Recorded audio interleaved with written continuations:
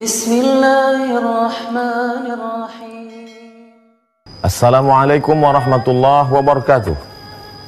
Jaga dirimu, keluargamu dari api neraka.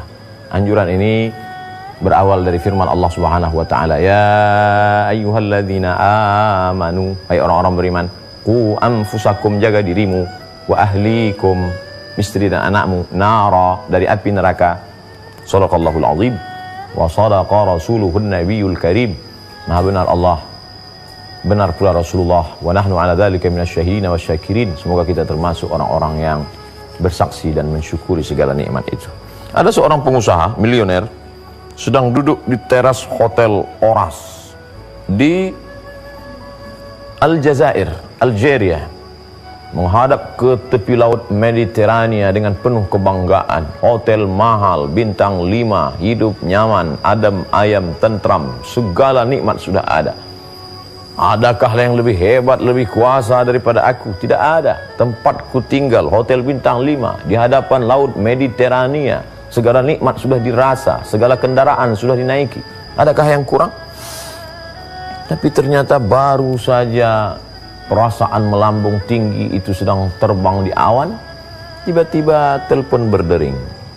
Assalamualaikum. Waalaikumsalam. Bisa segera pulang? Ada apa? Istrimu sedang sekarat.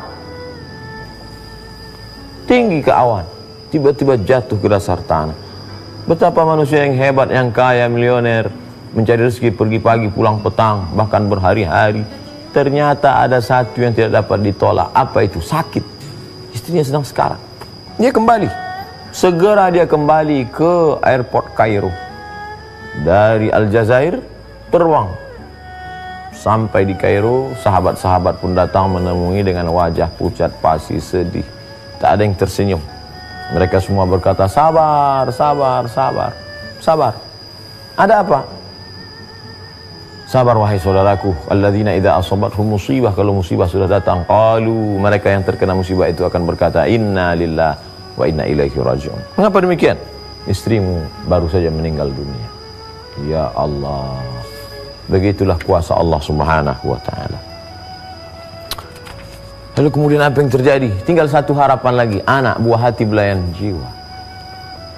Bagian dari diri yang tak terpisahkan, tidak mungkin akan tercerai-berai dengan anak kandung. Lalu kemudian apa yang terjadi? Mana dia? Kenapa tidak ada sekarang?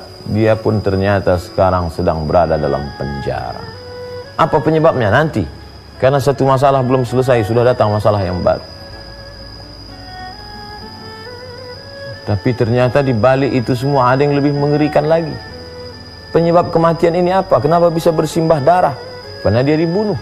Yang membunuhnya siapa? Yang membunuh adalah anak yang dulu pernah dikandung di dalam perut, di dalam diri, di dalam rahim 2 tahun lamanya. Dikandung 9 bulan 10 hari, disusukan 2 tahun, wahnan ala wahnin, lemah di atas lemah. Tapi ternyata sekarang yang menghabisi nyawanya justru anak yang dilahirkan itu. Bayangkan, hancur berkeping.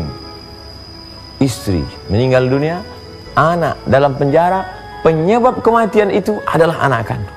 Apa sebenarnya yang terjadi? Oh, suatu kedukaan yang luar biasa.